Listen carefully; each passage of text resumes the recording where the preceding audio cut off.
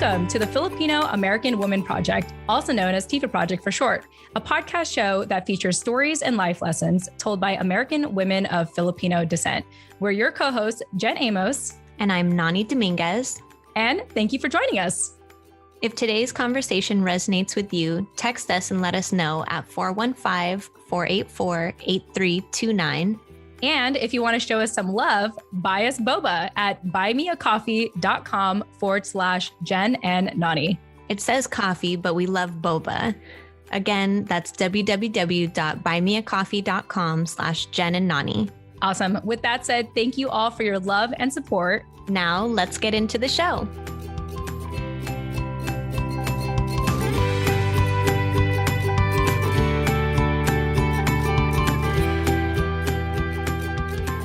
Welcome back to another episode of the Filipino American Women Project, also known as TFAW Project for short. I am your co-host, Jen Amos. And of course, as always, I have Nani Dominguez with me as well. Nani, welcome back. Welcome back, everyone. Hope you had a great week. Yeah, absolutely. At the time that this episode gets released, it is the beginning of June. So we hope that the start of June has been off to a great start for all of you. I know for me, I had been kind of working a lot in May to sort of set up my new schedule for June. So I'd like to think at the time that this episode gets out, I had already a very busy week because I'm starting to put more stuff on my calendar. But it's great. It's great to kind of enter a new month. And it's sort of still kind of weird that although things are starting to open up, Nani, I still feel like we're in this weird bubble of the pandemic and COVID and stuff. So I don't know if you had any initial thoughts on that. And even though here we are basically halfway through the year, we're still sort of in this weird bubble of a weird time and place with the pandemic. Yeah, definitely. I feel that awkwardness in re-entering back into normalcy, quote unquote. Yeah. I think that there's also a lot of polarization still about what we were just talking about offline. People getting the vaccine and kind of the collective pressure that government and society is kind of putting on us to do that. And so I think there's a lot of judgy eyes going around as people start to go out again and talking about travel passports and kids going back to school. I've been hearing a lot about how the kids are now approved to do the 12 to 15 get the vaccine if they're ages 12 to 15. And if they don't, then they have to, go through all these extra steps to go back to school. Yeah. And so, it's an interesting conversation. It's an interesting climate. I think people are getting really excited to resume their travel and party plans. And I think I did talk about this in the newsletter a little bit last week, or at the time of this recording 2 weeks ago. I don't know.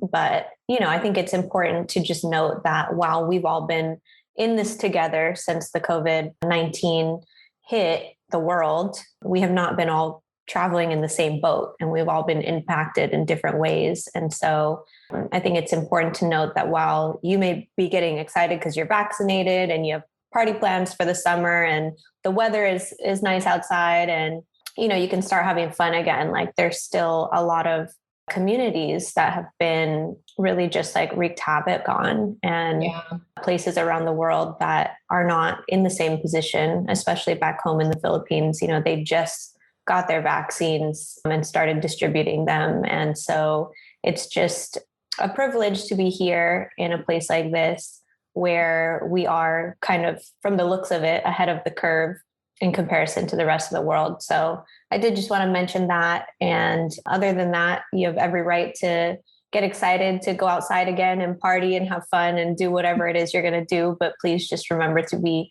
safe and responsible and don't be reckless. Thank you. from the mom over here. Yeah, our upcoming mother on our show. Well, thank you for saying that, Nani. And it's so weird because I think one thing to keep in mind is that America as a whole is huge, 50 states. And so each state treats this differently. Like there's certain states that have been open, fully without like masks for some time now. And then there's some that are still locked down and are really trying to hunker down on, you need to get vaccinated or else, keep your mask on or you can't go out. And, we're not here to say what you should do. Nani and I did discuss this a little bit offline. So if you want to know more, follow us at Chismes with Jen and Nani at biasboa.com. But, kind of thinking for yourself, like, what does this mean for you now that things are starting to open up? And how are you going to, go out there, conduct yourself, respect other people's space and what they prefer? Like, I know for me, if I do meet up with people, I always ask ahead of time, do you want me to wear a mask? Like, is that a thing for you? Because rather than be like, oh, my liberty, I'm going to keep my mask off just because, it's more like, I do want to be respectful of people, like despite how I feel, it's like, well, do you need that? Especially if they work in the healthcare, industry. It's like, do you want me to wear a mask when I'm around you? Even especially when we're indoors, like you just let me know. So yeah, just being mindful of that. And so I think it's a very exciting time. At the same time, I also feel like people are also anxious, right? Because of that, like, okay, I want to go out, but like, what are people going to think if I didn't get vaccinated yet or whatever, whatever the case. And so let's all give each other some grace rather than like, pointing people out or shaming people for not maybe doing the same thing you're doing, to just, be mindful, because it's been hard for all of us. We've all been stuck at home and we're all pent up. We get it. And if you could just give everyone grace, for the choices they make once things start opening up again, then that's it. That's all I ask, is give everyone grace. That's my only ask. Other than that, like, it's all you. Honor everyone's agency the way that you want them to honor yours. Yes, absolutely. Anyway, with that said, if you want to engage with us, if this conversation today is compelling to you, just know that we have a phone number. You can text us or leave us a voice message at 415-484-8329. I would love for someone to leave a voice message, Nani. Like, we have yet, like, anyone to leave a voice message that we can play on here. Like, which is fine. I think the last voice message we got was from like some old Filipino guy who, I think he had the wrong number. I don't know how he got our number, but he was like talking about his medication or something. Oh, really? I didn't even listen to that. That's so funny. Yeah, you have to go back and listen to it, because I was like, wait, is this a joke or should I call him back? Oh my goodness. Let's play that. No, I'm kidding. But yeah, we would love that, especially because it's interesting, because when we were in the first season, we did have a couple people actually leave us some voice messages. But I think that now that we've given people the opportunity to text us, they prefer it. Like, they prefer texting rather than like audio messages, which is fine. Obviously we want to meet you where you're at, but just letting you know, I would love it if you left a voice message that we could play on the air. So if you want to do that, if you want to make Jen happy just for a little bit, leave us a voice message that we could play on the air. But anyway, that phone number is 415-484-8329. And as you know, everything that you need to do to get a hold of us, we do have it in the show notes of this episode, but you could also check out our website at tfaproject.com. That's TFAW project.com. Last but not least, if you are interested in supporting our show and really diving deeper with Nani and I in regards to what we really think and our perception of things, and maybe even inviting people in our family or our circle on the show, check us out at biasboba.com. We have a private podcast show that's been out for a couple of weeks now called Chismes with Jen and Nani. Nani, any thoughts? Because you and I have been talking about this forever, and it's finally been out since episode 100. Let's convince people, why they should even just look it up at biasboba.com. Yeah. So we're giving you guys a little bit of a slow rollout to get used to, well, more so giving ourselves a slow rollout to get used to this new cadence that we have, creating content for 2 platforms. So we're doing a little bit of switching back and forth between Chismes with Jen and Nani and the TFAW Project, and trying to pace ourselves with releasing content for each. But we are eventually going to be focusing more of our time and attention on that podcast, because a lot of the feedback that we've gotten from you guys over the course of the last 2 years has been, we want to know more about you. Mm-hmm. We want to know, more insight into your life and kind of the more nuanced parts of what it means to be Filipina today. And so that includes, talking about touchier subjects that we may not want to, kind of information or personal opinions and feelings that we may not want to expose publicly, but for people that really want to be in community with us and really want to have those deeper dive type of conversations and hear from people like our husbands, our fiancés, our dads, our moms, our friends, people that are not Filipino American women, and what their experience is on how our culture, how they interpret our culture affects our relationships with them and the way that we move about in the world. That is the kind of stuff that we'll be putting up there, as well as reconnecting with some of your guys' favorite past guests from the TFAW Project that we've already interviewed, and really giving them the mic and highlighting what they do and kind of giving them the floor to teach us something. So we just have a lot planned, and not to mention all the chismes that we're going to be putting on there. Like we mentioned before, just we're going to be getting a lot more personal. We're going to be sharing a lot more of our personal stories, experiences, chismes from our, recent endeavors. I guess you can call it, with other people, with the community, with people that we have, had not so smooth relationships with, and kind of just sharing with you guys how we worked through that and what we've done to move through those situations. So anyway, it will just be some really good chismes, and we want you guys to join us over there so that you can share and weigh in and participate in these interactive events, because they are also going to be interactive with you guys. It's not just going to be us recording podcasts and publishing them out for you guys to listen to, but actual opportunities for you guys to join us live, ask questions, be a part of the workshops, etc. Yeah, beautifully said, as always, Nani. So once again, you can learn more about that at biasboba.com. All right, without further ado, Michelle Werle has been waiting so patiently, just listening to us do our announcements. So once again, we have an amazing guest with us, actually a sibling from a past guest that we had on our show. So Michelle Werle, if you're on your phone listening to this podcast, go to Instagram right now and follow her. Her Instagram handle is WerleBit, which is spelled WerleBit. So that's WerleBit on Instagram. And without further ado, Michelle, welcome to the show. Thank you, Jen. I'm also going to give people the opportunity to follow me on my original Instagram, which is more private. And they'll have the opportunity to see like what my life was more like growing up. So more photos of my mom and my family. But that one's Shelly Bean 32. So it's CHELLEYBEEAN 32. That's awesome. Thank you for sharing that. And of course, to our listeners, that will also be in the show notes. So if you, for whatever reason, didn't know how to spell that, that's down there. You can copy and paste it and search it in Instagram, but WerleBit or Shelly Bean 32. Awesome. Well, we're just really excited because, backstory, we have been emailing Michelle back and forth for some time now and engaging with you as well as your sister. So let's just start with you sharing, how did you hear about the podcast and what compelled you to be part of our conversation today?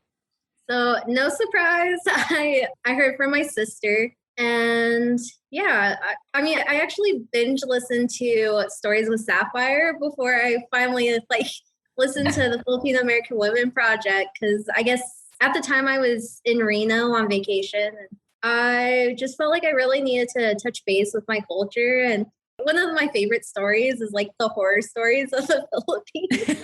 Sapphire is definitely the go-to person for those stories. Yeah, my aunt has like some wild stories, so I felt right at home with those, and they're weirdly calming up until you turn them off and try to go to sleep. And then you're just thinking about them. Yeah, exactly. Yeah, that's hilarious. Like that's part of the reason why I don't really like to watch scary things or suspenseful things. Cause to me, I see it as unnecessary stress. I was like, my life is already stressful. Why do I want that added stress in my life? Enough to be afraid of.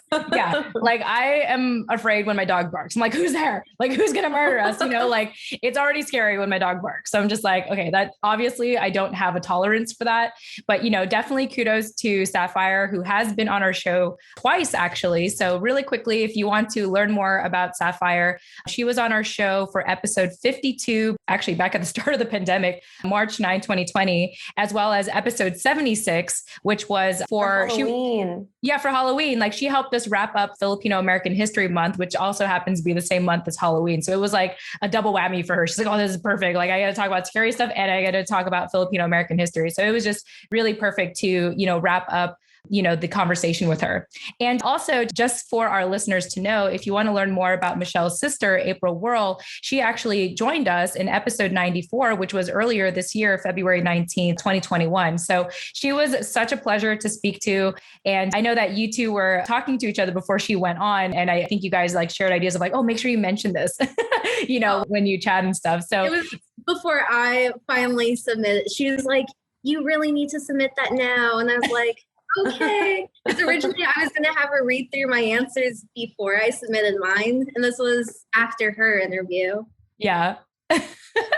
Well, we're glad that you're here now. And I just really want to, thank you really for taking the time to fill out the application because, I just know that really when we talk to guests, we let them know like, hey, just fill out the basic stuff. Let us know how we can get a hold of you. Everything else is optional. But I tend to find that, guests like to sort of use this as a self-reflection in a way of like their life and their situation. So for you to have taken that time to fill out, the application, I just want to thank you for that. To give everyone who's listening a little bit of an idea of what that was like, and maybe you're going through the same thing right now. I was telling Jen and Nani before we started recording that this is probably like my 9th draft that I actually sent in. I had a really hard time condensing or just like focusing what I wanted to say on each answer. So yeah, that 9th draft is basically what I ended up with. Yeah. And, again, we appreciate you like really just investing that time and wanting to like hone in on your messaging. And, either way, I feel like Nani and I do a pretty good job trying to find like the common theme in someone's story when we talk to them long enough. But I don't know, Nani, any thoughts on Michelle's application? We definitely appreciate you being so thorough. And I think what Jen is trying to say is we really use those applications as more of a guide for the conversation and more of an opportunity for you to prep what you want to share and what you want to say. And so for us, you can fill it out a million times, but by the time we get to the actual interview, we might end up talking about something completely different, depending on where the conversation takes us. And I know that we have been in contact with you for a pretty long time via email. Mm-hmm. And I know that you've interacted with me a lot on my blog too. So I feel like in a way, I already know a lot about you and, you already feel very familiar to me. So I think that it will be interesting for us to expand on what you put in there. But even though you filled it out 9 times, this is going to be like another 10th time filling it out, Yeah, for sure. It's like you can prepare. And then when you go on, you're like, oh, wow, that was not mentioned in the application, but cool. But here we are. Yes. Yeah. That's usually how that goes. Yeah. Well, Michelle, as you know, the show is called the Filipino American Women Project. And I just want to share with listeners who are joining us, like maybe for the first time, the name really came like way back in December 2016 when I started this project. I chose the Filipino American woman because that's who I identify as. And for me, it was more about like trying to find other people who identified as the same. However, as the years have gone by, I find that definition has expanded. Nowadays you hear people identifying as Filipinx, or maybe not even wanting to identify as Filipino, wanting to identify with their indigenous roots, and so I say all that just to kind of like let you all know like how, even though the name is still the same from the beginning, this show has really evolved because of people such as yourself, Michelle, coming on to help us continue to expand definition or even give us a different perspective or maybe a different label or concept to think about. So all that being said, we'd love for you to share a little bit about your family background and what does it mean for you to be a Filipino American woman? All right. So I identify as Filipino American because my dad's American and my mom's Filipino. Mm-hmm. So my sister and I actually identify as first generation Filipino American because we're the first combination. And then so my sister's already told you guys this story, but I guess I'm going to expand a little bit on it.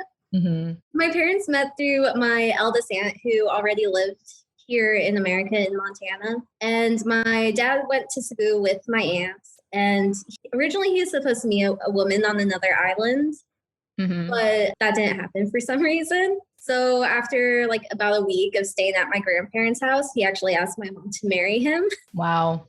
Yeah. So, I mean, they had been writing, before that, but she didn't really understand English at the time. But so like they were kind of familiar with each other before that, but that's a wildly short time before proposing.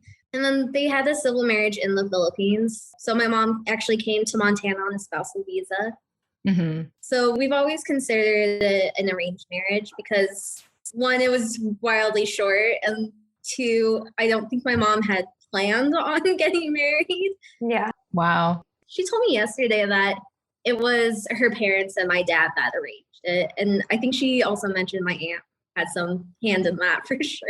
Yeah. So my mom didn't even realize that she was inheriting 3 stepchildren when she married my dad. So Yeah.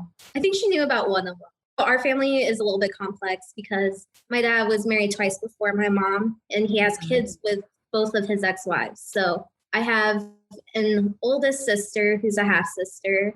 And then in his second marriage, I have a half brother and a half sister, all who are white. Mm-hmm. And so after like a couple of years of marriage, my mom was like, I want my own kids. So she, had my sister and me, and my parents were married for like 9 years before they had a really nasty divorce. And I seen some of the paperwork on it. So their divorce was finalized by the time I was 1.5. So I've never known my parents to be married or to have like a happy relationship.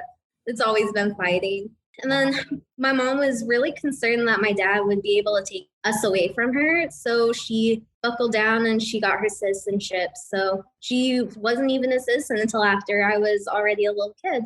But she had said that like 9/11 really spooked her into it too. Yeah. Shortly after that, she got her citizenship. So my mom had primary custody of me and my sister when we were young. And so we went over to our dad's a lot. She wanted to make sure that we had a relationship with our half siblings while they were still living here. And my dad pretty much had shared custody of all his other kids. So we were all in rotation basically during summers. Wow. But yeah, so then when they all kind of left the nest, we kind of stopped going over. And with like all the rotations and all that, and my dad, he was a painter, so he's an independent contractor. Things were just more stable at my mom's, and she was able to give us more of a Filipino-based community because we have a small community in town. And for us growing up, it was like a bunch of single Filipino moms who divorced white guys and decided to bring all of their half kids together. None of us spoke any of our mother's native language. Yeah. It was just, English. And, being the youngest and like the more white kids of the bunch, things were a little different. But yeah, it was fun. we really did grow up like thinking of them as like our cousins. And so we have that illusion of growing up with a big family, but really it was just like the 3 of us for the most part. Yeah. Wow. Yeah, I think I can relate. I mean, I remember talking to your sister a little bit about that background story that you just gave and how she mentioned that you guys were basically raised by a community of like Filipino aunties. And so you did have that like family dynamic, like you said, of growing up in a big family with a lot of kids around, although they weren't necessarily your siblings or your blood family. I was, the same way for my mom and my dad. I'm their only child together, but my dad has other kids and has stepkids from other marriages. And then I was mainly raised around like hanging out with my cousins all the time, who were groups of like 5 in each cohort. And so I also feel that sense of like, oh, those are like my siblings, but at the end of the day, they're not, because then I also go home to my other parent where it's just me. So I appreciate you bringing that up. And I appreciate you and your sister sharing your upbringing, because I think that it highlights that not all of us, like the Filipino family is not monolithic. It doesn't always look the same. We don't always come from the same mom and the same dad. And there is a lot of hybrid families that have different unconventional dynamics, I guess. But in the end, the culture, your Filipino culture is so strong that even just the time that, you spent with your mom and the way that she raised you guys had such an impact on you. That's the way that you identify today, And so I think that I can just relate to that, feeling very sure about who I am, like as a Filipino woman, and still, in my late 20s, unclear about how I identify as an American woman, I guess. Mm-hmm. Yeah. Yeah. Yeah. I just think it's such an interesting story about, all the moms, all the single moms, coming together, having divorced their white husbands. I'm here with a white husband. I'm like, oh my God, is this my future? was like, oh my God. No, I'm just kidding. I say that really personally, but I can see the struggle, like I obviously I don't know your mom and I don't know the aunties that had raised you, but in being in an interracial marriage, there's clear cultural differences and there's clear moments where my husband and I just miss each other, like we just don't get each other. We have to like literally explain things and like reference culture and history to be like, this is why I have a deadpan face. If you look at my mom, she was so conditioned to not have emotions. Like, this is why I act the way that I do. Like, this is why I'm not as animated as you, like all these things of like really having to try to explain that. And, we actively are in couples counseling because, part of what it is too, is that we work together. So there's a lot of layers to, our relationship and having to unpack all of that. So I hear the struggle and I hear how relationships can not work out because of just really that fundamental, like cultural difference that like, you're just never like our American counterparts may not ever understand our culture. And even it's just quite fascinating. And so I'm curious, like, what has that in a sense experience been like for you? And this is sort of a question I'm asking Nani as well. And I know we've had this conversation so many times, but like, how has that experience been kind of knowing that you're like you're the product of that in a sense, like these two different cultures coming together. And then unfortunately not having worked out, but like, here you are, you still exist, like they may not be together anymore, but you still exist. Like, any thoughts on that? Like, am I making any sense? Cause I'm just so like, I may not be mixed, but like, I mean, I deal with my own cultural, like balancing different cultures, but even till this day, I'm always so fascinated by, people such as Nani who, come from a mixed background to be like, wow, like, how do you do that?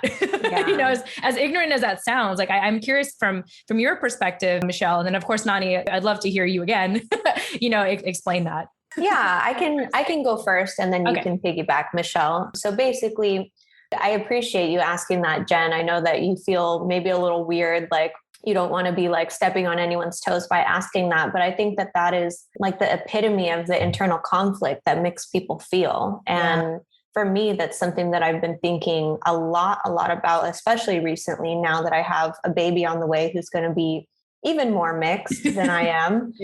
In all the ways. And so it is something that I'm really thinking about how those two things manifest in one person. And I think that interracial marriages, especially within like Filipino and American cultures, really highlights like that relationship between the colonized and the colonizer. Mm-hmm. And it's really difficult as an individual to learn how you identify exhibiting both of those or embodying both of those. It's like you're the colonizer and the colonized in one body. And that is really, really difficult to navigate, especially in the climate that we have today of, the time that we're living through where identity politics is so forefront and it's so important. And we're allowed to lead with that now.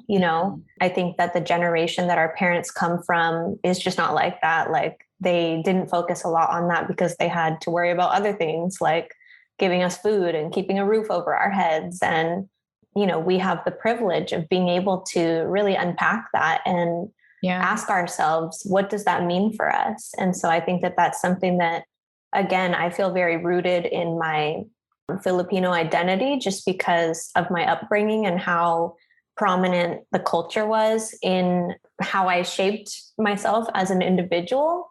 But as like a white American woman, I don't necessarily know how to answer that question yet. And so it's something that I still am actively working through. And again, I hit a rock wall. And so I appreciate being able to talk to people like Michelle and your sister April, who kind of share that same internal disconnect. And I think it really fuels our motivation to dive into what we do know, which is our Filipino identity and how we can, I guess, lead with that more when the world outside or externally, people may see us as something different, but inside, this is where we feel like we belong. This is where we feel like we contribute most to. This is where we feel like at home.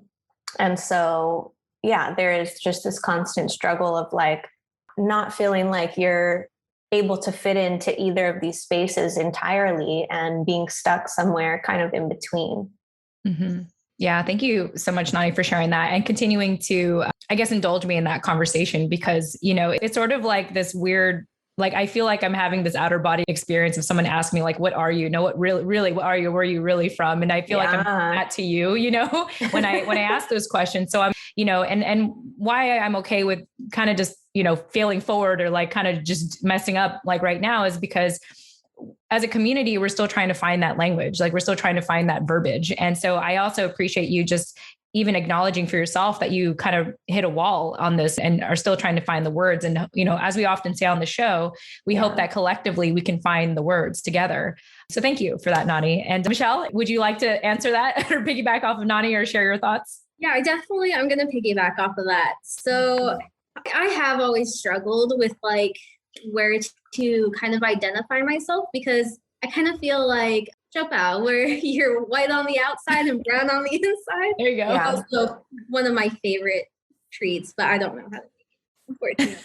But anyway, so when I was a kid, you know, like we always identified as half Filipino when we were younger because our mothers really instilled your Filipino, like your Pinay pride in you. Mm-hmm. But, you know, with me being like the lighter skin of my siblings and of our little mixed kid community, let me try to collect my words here. Yeah. It's okay. It's a difficult thing to think through. Like even when I talk about it, feel like I'm like talking in circles sometimes because I'm like, there's this much that I've figured out about the internal conflict that I feel, but I don't, like Jen said, really have the language to like know what to do with that or know where to take that or know what kind of like statement to make about it. You know what I mean? Yeah. So I guess I'll start with what it was like growing up kind of at my dad. So as I mentioned before, my half siblings are white.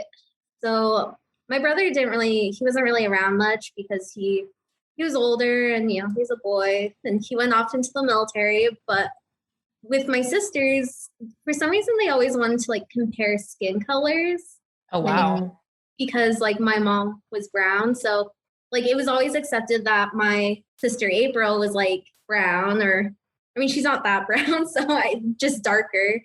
But then like with me, it was like, you know, I was kind of that I'm kind of the same color as you, but I'm still not. Mm-hmm. And so that kind of just instilled this like, you know, white on the outside, brown on the inside. And that has always been a struggle for me. So when we finally went to the Philippines, I think I was 12. So this was back in like, I want to say 2010. We kind of, you know, we went from saying, oh, we're half Filipino to being Filipino American and like kind of being more accepting of the American part. Mm-hmm. And I mean, so, okay, I was listening to your podcast actually right before I hopped on. And I want to say it was like episode 99, maybe. I'm not entirely sure. There were a couple that I was listening to. So I like stopped halfway through one and started on another one. Mm-hmm. But you guys are talking about like the shock of like little kids being kind of racist and wondering like where that comes from. And my first experience with that was I was in 4th grade and we were reading, like learning about history. We were learning about circumnavigation and Magellan. And at the end of the article, it kind of just said like, oh, Magellan died in the Philippines, but not really explaining more than he was in a war. Mm-hmm. So the kid next to me, who's, you know, white, and, you know, we played football together at recess. He just like stood up and was like, that's why I hate Filipinos. And so my immediate reaction was like, oh, this kid's ignorant. He has no idea what he's saying. So I'm like, dude, I'm Filipino. And I don't remember what happened after that. I don't remember if my teacher really like went in there and like had a discussion about it. My memory like blanks after that. Mm-hmm. But that part was significant enough.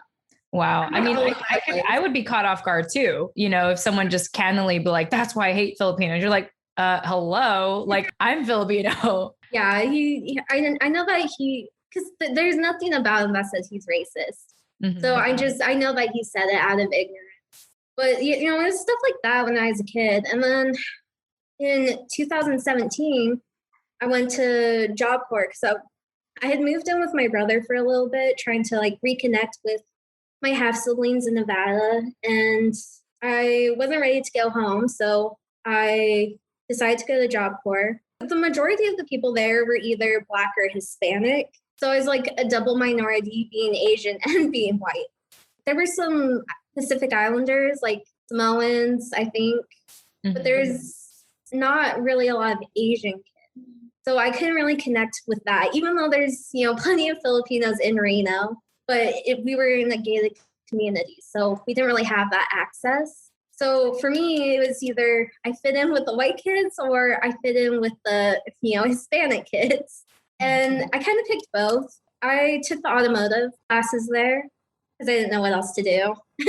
I was like, I want to learn how to work on my car. I live in Montana. It's like a necessity. So that's how I got into there. And, it's that section of the programs are kind of dominated by more white students and like kind of, like the country boys, I guess. So, I found kind of solace in that because I was like more similar to Montana for me. But then, there's a lot of like varieties of Latino and Hispanic students there. And a lot of people were like, oh, I thought you were Mexican. Like when they found out that, no, I'm not super white, but I'm also not, fully Asian. And then like, a lot of people did think that I was just white because they only looked at the color of my skin. So I did experience some like prejudice because of that. Not like widespread prejudice or anything. It was just like certain people that were kind of rude to me because they perceived me to be white. And so that kind of launched my identity crisis.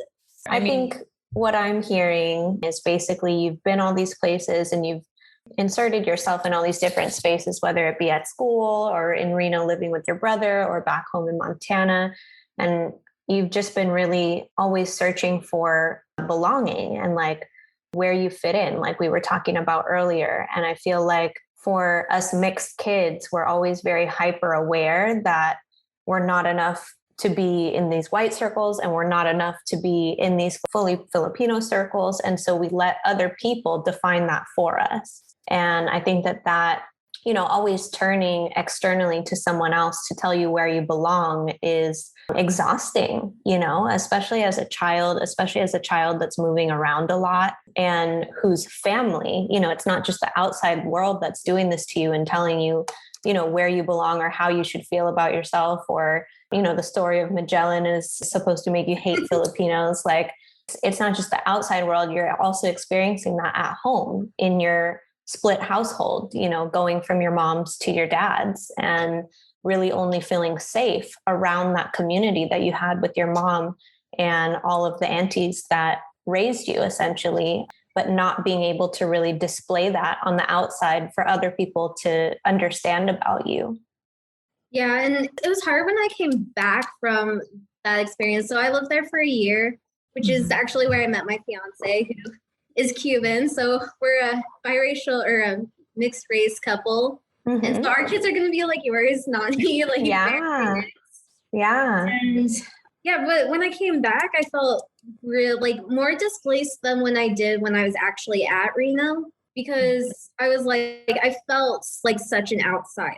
Like, here there are like these women who helped raise me, but now I feel like an outsider. And so since then, I've kind of like, you're right. I have been searching for like my own community, and I definitely have found it in like mixed individuals because that's primarily what there are out here. Yeah. And at a certain point, it no longer becomes about like, oh, I'm Filipino, so I need to find Filipino spaces to fit into. It's, I was raised the same way. I wasn't raised around a lot of outside of my family, like where I went to school and where I lived, there was not a lot of Filipinos. There was not a lot of Asians. I actually can't name more than like 2 or 3 that I went to elementary school with. Everyone else was Black, white, or Latinx. And so that's who I grew up around. That's who I related to. Those are who my best friends are, even still today. And the people that I was able to make the closest connections with are mainly people from the Black community or from the Latinx community. And so it no longer becomes about like trying to prove yourself by the way of how you identify, but just like who accepts me for who I am and who can just like give me the grace to understand that it's not a straightforward answer, you know? Right.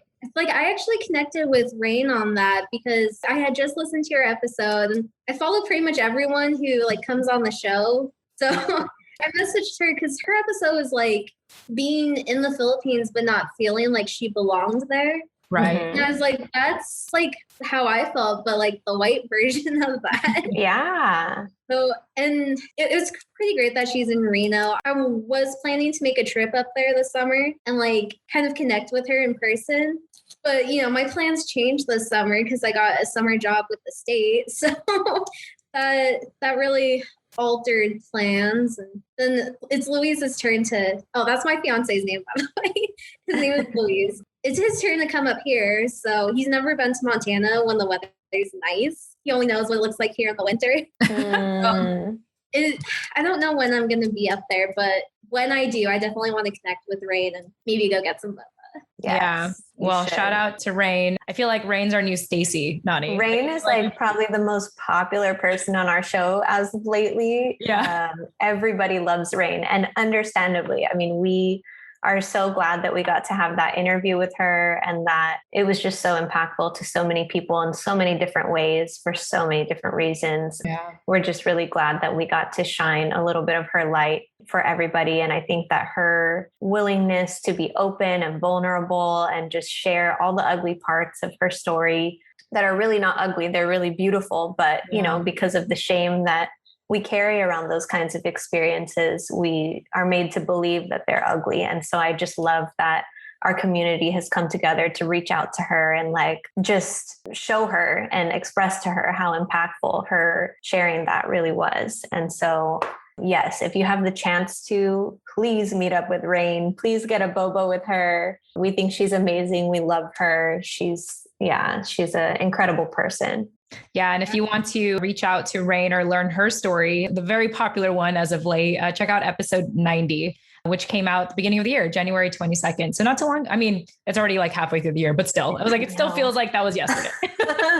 I can't believe we've only known her for like half a year. Like I that's know, so it feels bizarre. like we've known her forever. Yeah, it's just incredible. Like we send each other like audio messages, and you know, I know she talks with you as well, and she works with your family. It's just really, really, really cool once again to see what this community is cultivating when we listen to each other's stories and, you know, reach out and connect and say, hey, like, thank you for sharing your story. I mean, you know, for our listeners, every now and then, Nani, we'll have like a day one listener finally reveal that they have been listening from day one. And first of all, I absolutely appreciate that. Like, it's okay if you don't want to like make yourself known. Like, it's totally, totally fine. I think what I'm trying to say is like, you know, if you have just been listening, like there's a different experience when you share your story, right? It's like when you're on here, when you're actually putting yourself out there and sharing your vulnerability. And I just hope that for our listeners, whether they, you know, come out of the woodworks and let us know that they have been listening to our show or actually come on, I just want to let you know that the experience on this side is so fun, you know, because you really get to be a part of this community, like so much that, again, Nani and I have slowed down in our interviews because like we want to nurture these relationships now. Like we got a lot of work to do. We got a lot of networking to do, you know, and we're very proud of that. We're proud that we have this long waiting list of people still wanting to be on our show. And just know that we're doing that out of love, that when you're on the show, like it is your time to shine. And we are very invested in you and, you know, what you're doing and your journey and all that stuff. And so anyway, with that said, Michelle, I just want to thank you for sharing all of this and sharing where you're currently at right now. And I know that in the notes here, you know, you've kind of come to a place where you want to become the representation that you want to see on social media. And I love that because I think that if you don't feel represented in a certain area, that's a sign that you need to be that representation, right? And so any thoughts on that? I mean, yeah, I have been like trying to become that representation.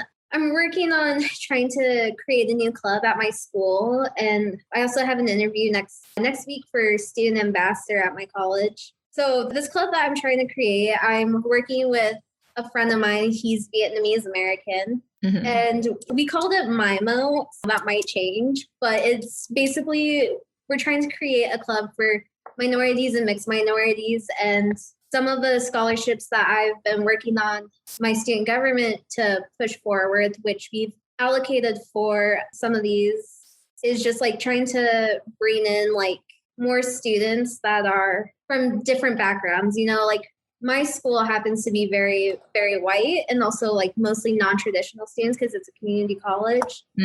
So I'm working on like trying to promote the college to like local students and students who are of color, mixed minorities. So hopefully that kicks off while I'm still there and not like after I'm already gone. But if that happens, then that's great too. Yeah. And you created it for you, you know, like, I mean, of course it'd be great if it continues on, but like, it's something that you needed. And that is important. That comes first and foremost. And to be able to surround yourself with people who believe in that as well, or want to support that. Like if it's just for you guys, great. If it continues to last, that's great too. Yeah.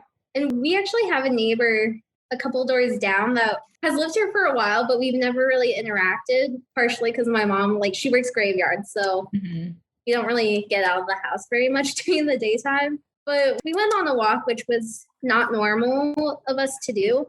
But they happened to be outside. So my mom's like, hey, where are you from? And like we had always thought that maybe they were Chinese, but it turned out that they came over from Brazil, but they're like mostly Japanese, which is really cool. So yeah. And it turned out like we had like connections that we didn't realize, like that we knew people who knew each other. And so we've been like playing volleyball like almost every week now. Wow. And there's like other, you know, Asian or mixed people that go, and it's a lot of fun. It's also like, it's non-competitive. It's not judgmental at all. So that's been kind of like my community during the summer. I love that. Cool. Well, Michelle, with that said, let's go ahead and talk about life today. You've already hinted at this, you know, organization that you're starting up and being able to, you know, have a ton of fun and right now with, you know, doing volleyball and what have you. But what else is going on in your life? What's keeping you busy and excited about life nowadays? Yeah, so I've already touched base on that I got a summer job, but that happened really fast. Like I found out about it the weekend we went to go see my sister for her birthday. And then I reached out because it was some good money and then got the job like instantly, which was really unexpected. And congratulations. Yeah, it was an interesting experience. Like they hired me on the spot, which is not normal. Yeah. And then I started literally the next day, which again isn't very normal. Yeah. You're like, the sooner the better. And this is working for the state, you said? Yeah.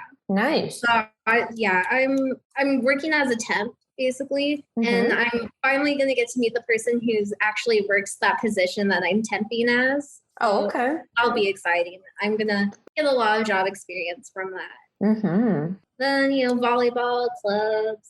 Yeah, I met with my future VP on, you know, student government because I'm now the president. And, you know, because of COVID, we have like nobody. we started reading over our bylaws and realized how much work they actually need. So if I can get to any of that this summer, that will be great. Yeah, you're going to be busy. Then in January, I got engaged. So that was pretty cool. Congrats. Yeah. Yes, congratulations. Big year for you. Yeah, seriously. Technically the first time he proposed to me, but this time he had a ring. So,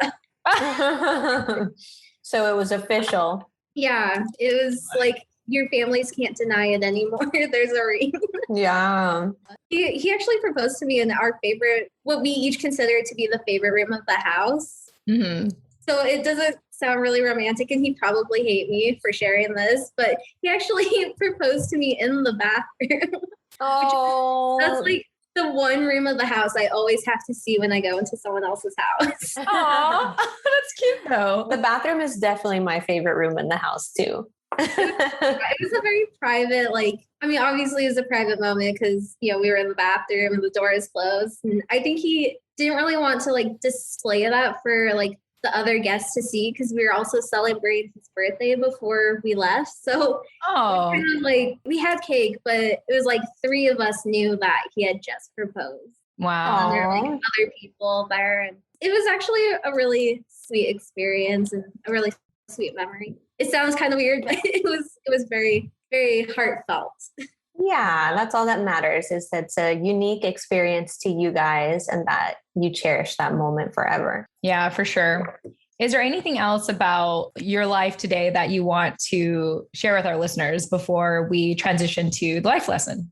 The only thing else that I had like told you guys about in my little application for the interview was that Luis is going to get his citizenship soon. So Wow. we're currently long distance, which we haven't for the past couple of years, but he's eligible for citizenship at the end of the year. And awesome. then hopefully we'll be able to live together next year when he moves here. Wow. Congrats to him. Oh my gosh. Now I have questions about this long distance relationship. So I mean, I know that's like normal for both of you, but like, how's it like?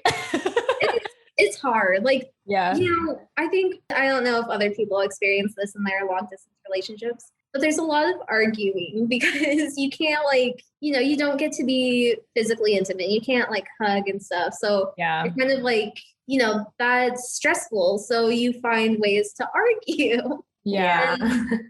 There's more to it that I probably shouldn't share like everyone else. But if they follow me on Instagram, there is one post where I do talk about it. Mm-hmm.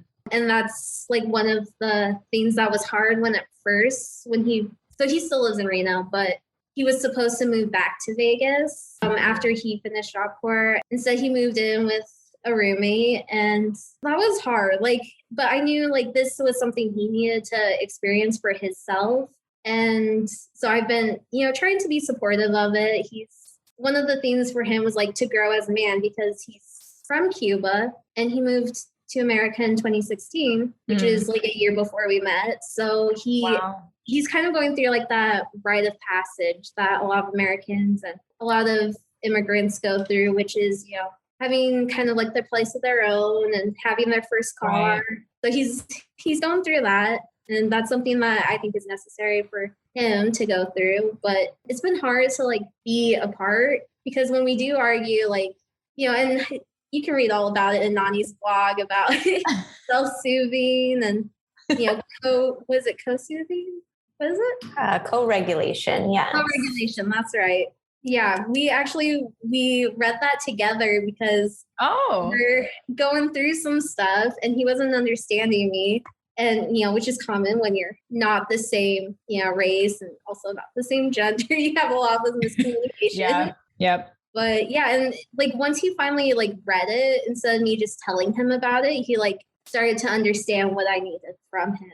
So when I say we argue, it's not it's not anything that would cause us to break up, but yeah. Oh, trust me. It's okay. Everyone argues. I think that that's normal in any relationship, whether it's, a romantic relationship, a friendship, your relationships with your family. We all argue, and we can't expect not to, because we're human beings with our own opinions and our own thoughts. So as long as we are able to, operate based on our own brain, our own systems, it's natural for disagreements to come up, and it's healthy to work through them. And I just appreciate about your fiance that he is willing to sit down and, read a blog post that you read. That I think that a lot of times when you argue with your spouse, especially being long distance and feeling like you have to be present in that conversation with that person, it means a lot to hear an outside perspective and maybe have someone that you don't even know, such as me, in a blog post explaining something to you. And although maybe you've probably said the same thing to him a million different times, coming from someone else that has a different impact, right? Especially for men. So I appreciate that about him. And I think that that's a really good foreshadowing sign for your guys' future, that he's willing to, sit down and be open-minded to those different perspectives other than just yours when you guys aren't seeing eye to eye. Yeah. And for him, he's so faithful. He's so loyal. And part of that is his parents are amazing. He comes from a great family. And his parents are married. His grandparents were married. So divorce is not, not a thing. Yeah.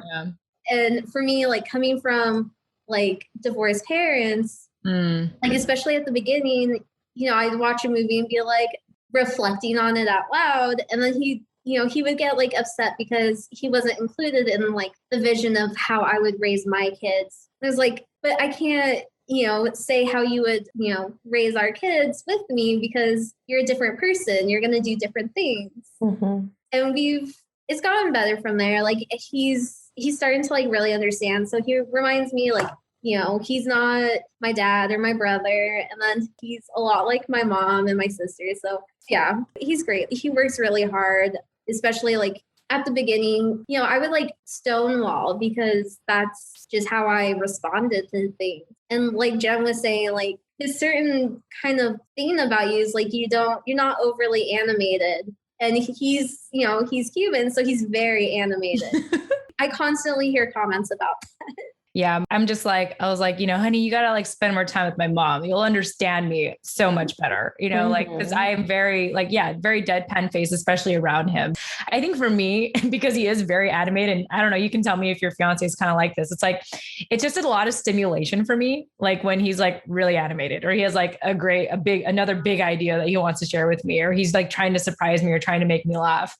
And I feel like the deadpan face helps me process what's happening. Yeah.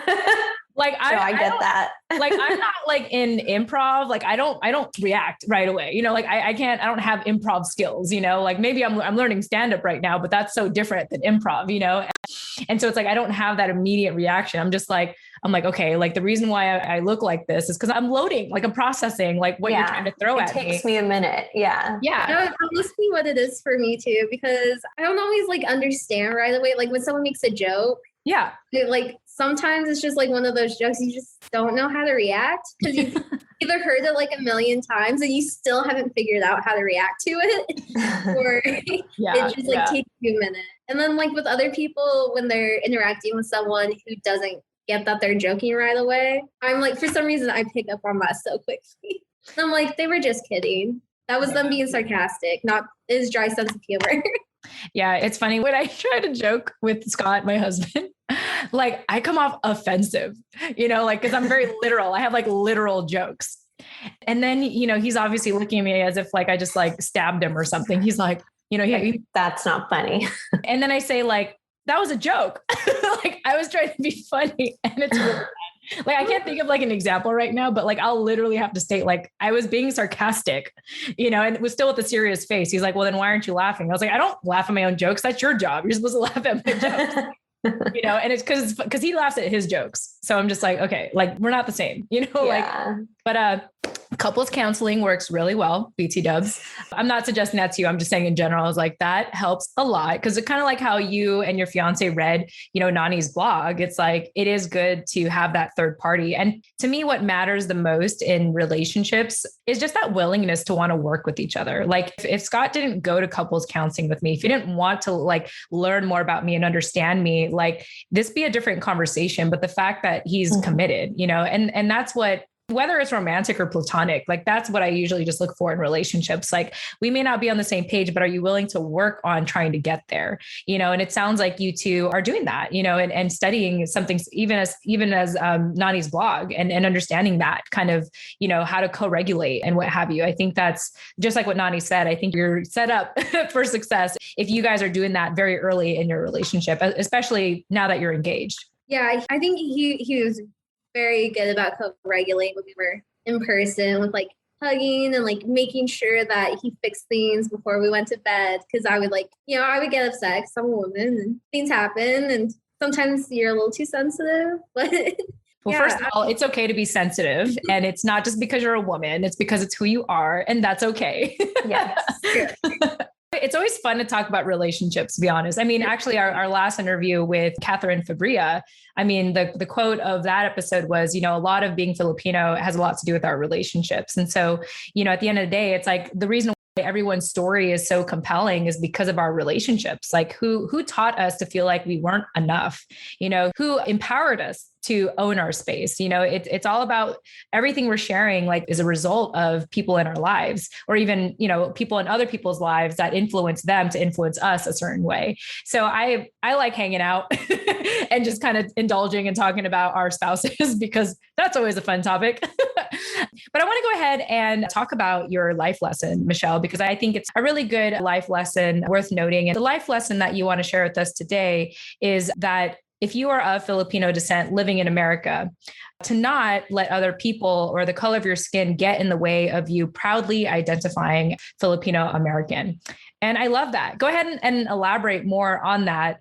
And, hopefully this will also give other people inspiration to really just own, being Filipino American. Yeah. So my sister has been a big influence on my life in good ways and bad ways. I was probably more like a well-behaved Filipino child when I was younger, and then she kind of corrupted me. There are like certain things I do are very American, but she's been my biggest ally, and Louise has been a wonderful ally too, and very supportive of me, like trying to get like more in touch with who I am as a Filipino American. Mm-hmm. And my sister, she's learning Bisaya Cebuano right now, and that's really cool.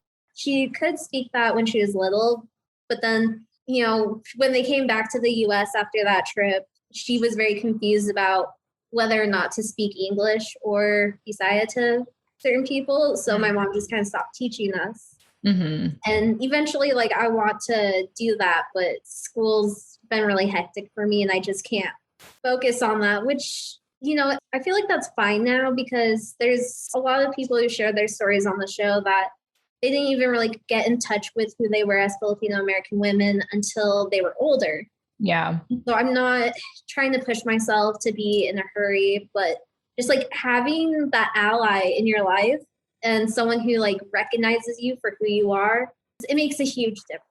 And for me, this show has also done that. So that's, where I'm at in life. I'm so thankful to you both. And of course, my sister. I think it's really beautiful that you guys are able to go through life together, feeling so ostracized in all the different spaces that you found yourself in. At least you've always had each other, and at least you've always been able to share that kind of sentiment. Or, even though you say she's corrupted you and, done all the things that a big sister is supposed to do, she's still... Thanks for defending bigger sisters, BT dubs. Yeah, no, of course. I mean, I don't have a bigger sister, but my cousin Monique, who you guys met in episode whenever, she was definitely like that for me. And although, anything bad I've ever done in my life is probably because of her, I have learned so much from her, and I would not at all be who I am today without her. So she's, guided my life experience in a lot of ways that I'm very, very grateful for. And so I know that you feel the same way about April, despite whatever she may have gotten you into in the past. But I think that it's really something special for you guys to feel like such outsiders together, growing up side by side and so close in age and, just staying so close to relate to one another, and now finding this community where you can expand on that and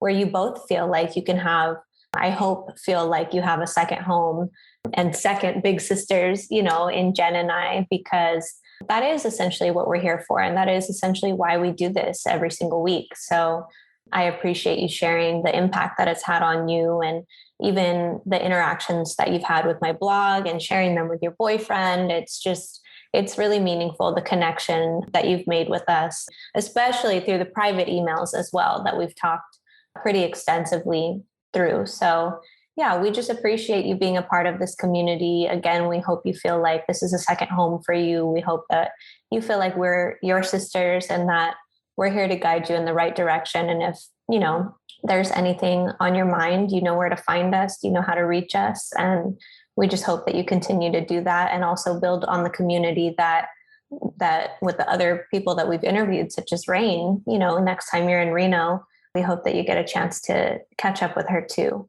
Yeah, thank you. And same. So she'll probably be hearing from me sometime this summer. We'll see. Yeah, we're coming after you, Rain. We love you. Yeah. Thank you for sharing all that, Michelle. And yes, we're bad influences too, by the way. So we could be your bad influence. Join us on Chismis with Jen and Nani.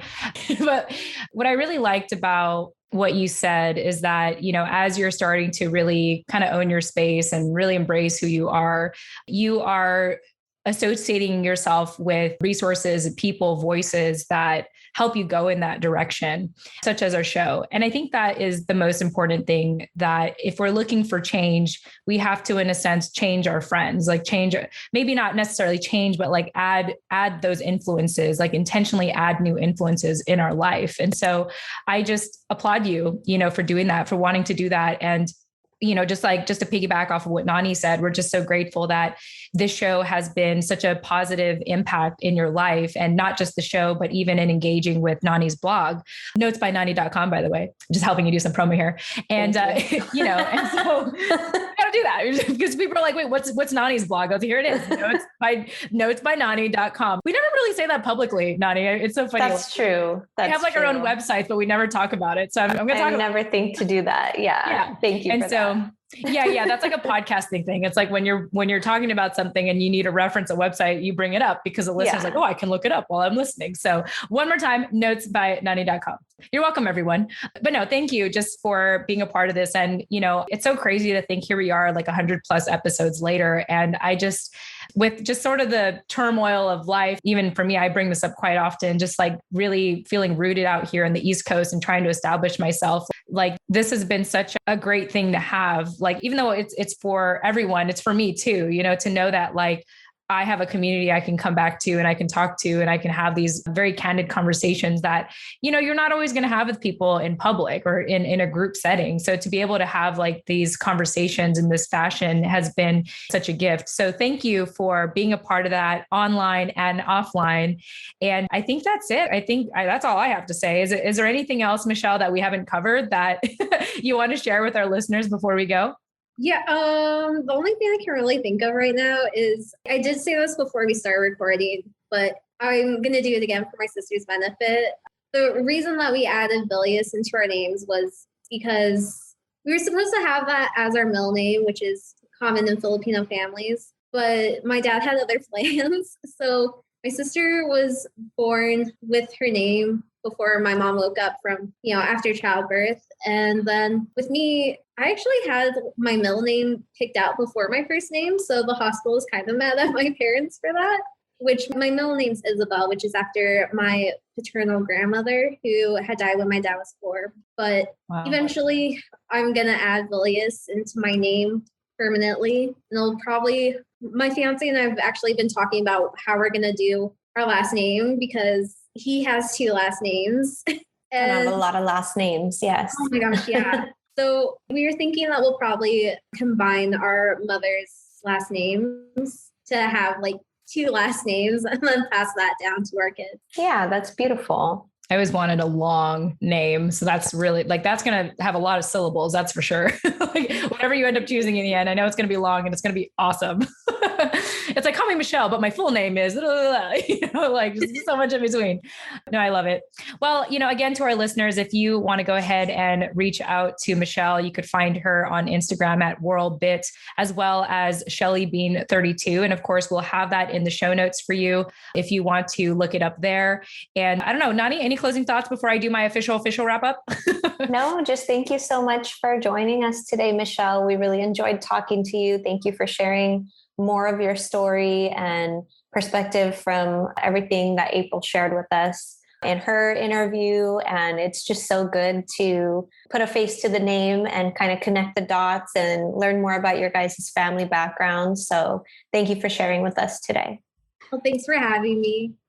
Thank you, Michelle. And of course, to our listeners, of course, if you want to get a hold of us, our phone number is 415-484-8329. I don't mention this enough, but when you do text us or leave a voice message, because I want you to leave a voice message, please, I would love it. Nani and I receive it. We both get it. Like we both have access to that phone number. So when you're texting that number, you're kind of killing 2 birds with one stone by getting a hold of both of us. And so if that's one way you want to get a hold of us, like if you want to be efficient, that's the number to text and leave a voice message, 415-484-8329. And of course, you can check out the show notes of this episode for our contact information or visit our website at TFAWproject.com. That's TFAWproject.com. And last but not least, I have a lot of call to actions at the end. If you want to financially support our show and also learn about our new private podcast show, Chismis with Jen and Nani, check out our website, biasboba.com. All right, I'm done. We love you all. Thank you all so much for your time, and we'll chat with you in the next episode. Tune in next time. Bye. Bye.